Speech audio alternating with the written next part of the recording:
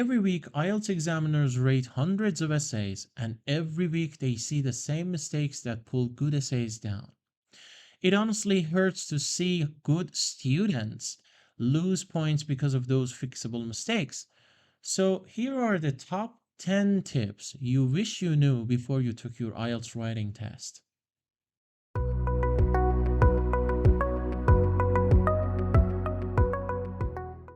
Hi everyone, Hassan here from ESL Fluency. So let's get started with number 10.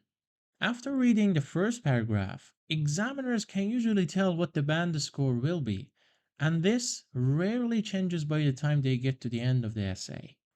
Things like grammar or vocabulary mistakes, poor or no paragraphing, and unclear position are all signs of poor band scores. So practice writing clear introductions so that you can start strong and make a good first impression. Let's take a look at an example. As you can see, the prompt says money should be spent on creating new public buildings rather than on renovating existing ones. Discuss both views and give your opinion. The student wrote, money should be spent on creating new public buildings over renovating existing ones.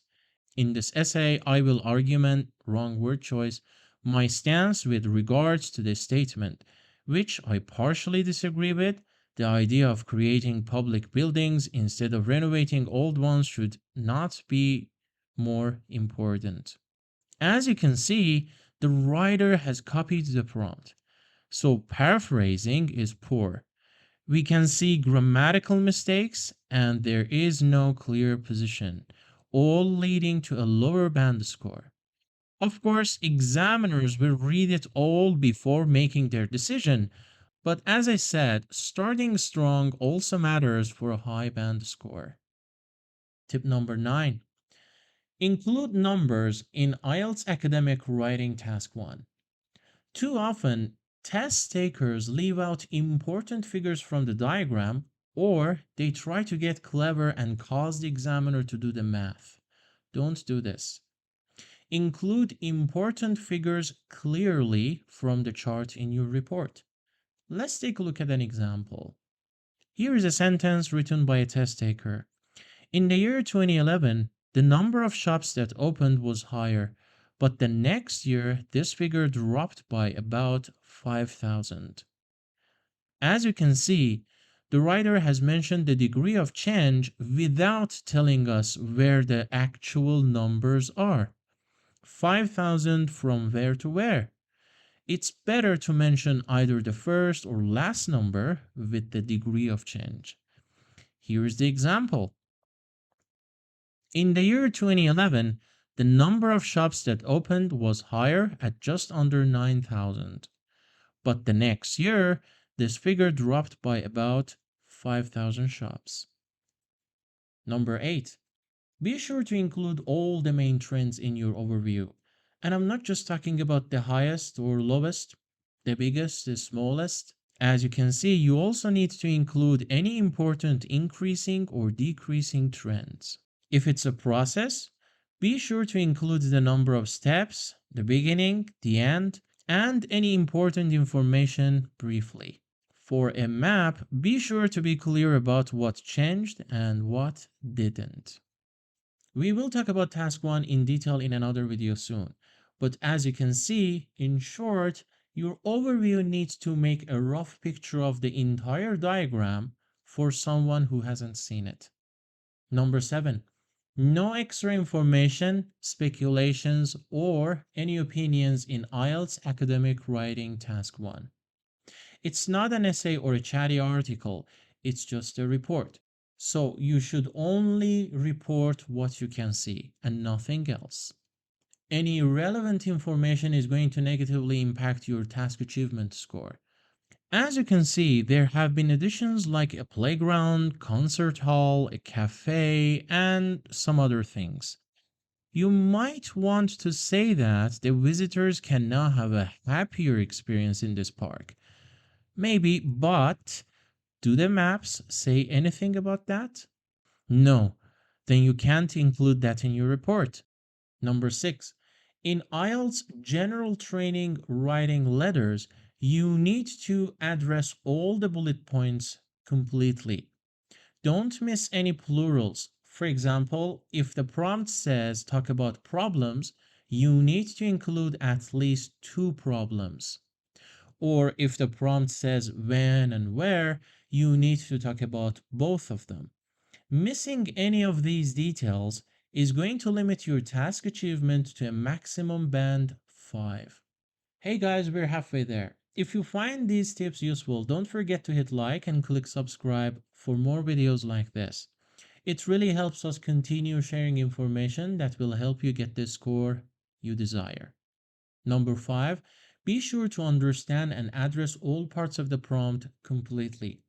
Also, make sure to plan because it will help make sure you address all parts of it completely and correctly. A lot of test takers lose points and get a low band score because they fail to address all parts of the prompt. Let's take a look at an example. In this task prompt, as you can see, it wants you to discuss how a policy affects individuals, their family, and society. So you should talk about all three. Or if the prompt is about advertising in sports, but instead you write about the benefits of sports, your task response will drop.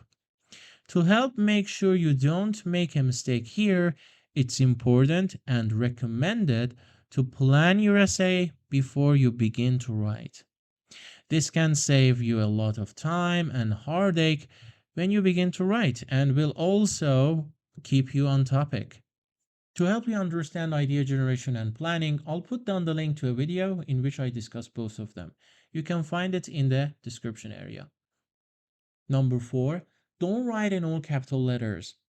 Yes, it is technically allowed to write in all caps, and the examiner must read it all and score as usual, but it's hard to read and it doesn't feel good because the examiner or the reader feels like they are being shouted at.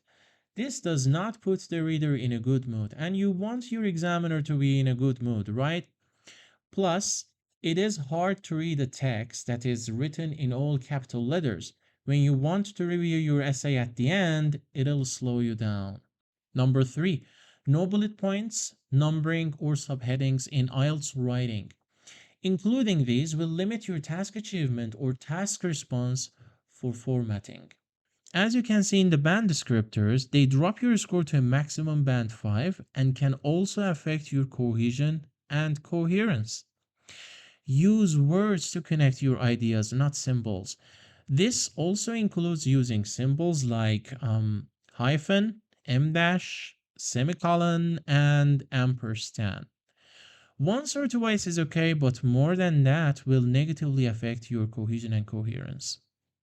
Number 2, this one is one of the most important things you need to remember. No new information in your conclusion. As you can see, including new information here risks you getting penalized for unjustified content or clarity. A well-written conclusion is your last chance to impress your examiner, so be sure to summarize your main points without being repetitive. Managing your time is crucial here because a missing conclusion will drop your cohesion and coherence to a maximum band 5. And finally, number 1. This is the one thing your writing examiner wants you to know. Do not memorize sentence structures or use templates in your IELTS writing.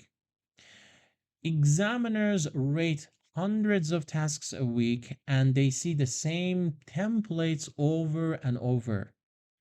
Basically, you're not the only one trained to use those templates, and they always stand out in writing, easy to spot. Let's take a look at an example. Here's a student written memorized sentence. Such a statement suffers from both logical and factual fallacies and should be examined meticulously. Even though it has perfect grammar, examiners see it over and over, easy to spot.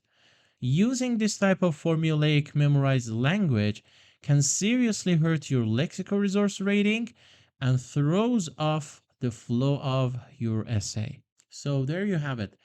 The top 10 tips your IELTS writing examiner wishes you knew before you took your writing test. And now you can hopefully use some of these tips to boost your IELTS writing score.